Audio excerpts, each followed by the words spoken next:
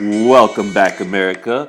We're back with another episode of Math with Dr. Math, and our studio lines are open here in Dallas, Texas. You can call us at 1-800-MATH with Dr. Math. All right, here we go. Go ahead and copy down this problem. A poll taken in July 2010 estimates that the proportion of adults who thought the economy was getting better to be 0.32. What sample size is needed so that the 80% confidence interval will have a margin of error of 0.01? Well, let's do this, Johnny. All right. So we're going to need a little equation to get us started here. All right. So go ahead and write this down and underline some key things here. So it says what sample size is needed. So what sample size is needed? So we are looking to solve for n. All right. So n equals, and we have a formula we're going to use. So n equals p hat. Don't forget, that's our proportion, our point estimate that we did in part 1 of all those other questions. We'll look at that right now. We're also going to need to multiply that times 1 minus p hat. So let's go ahead and do that. And then we're going to multiply that times our z value that we've been talking about how to get. And we're going to divide that by our margin of error.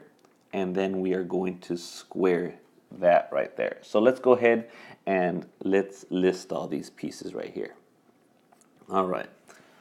So what I want to highlight is we have an 80% confidence interval. So you noticed in the beginning of class I had you warm up. We went ahead and we drew our standard bell-shaped curve. We said that that middle region was 80.80.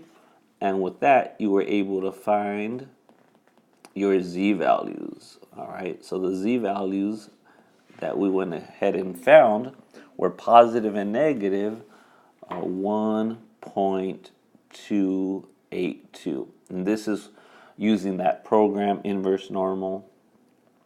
All right, inverse norm. All right, so that was the z value. So now we have that z value. Notice we need our p hat. So our p hat in this case, let me go ahead and list that, was 0.32 they give us. And then our margin of error that they give us is 0.01. And so now it looks like we have every single thing that we need, right? Let me go ahead and show you. We have our p hat, check.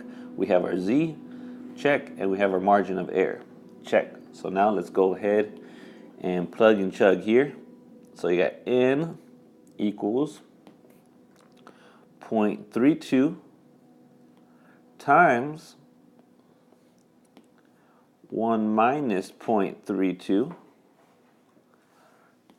times our z value, which is 1.282, and we're dividing that by a margin of error, which is 0.01. And we're going to take that and we're going to square that whole thing. All right, we're going to square that whole thing. All right, so let's get our calculators and let's go ahead and round up to our nearest whole number. All right, so as you get your answer, again, because we're looking for the sample size, don't forget, like we discussed earlier, we need to round up. So we end up with 3577 once we round up.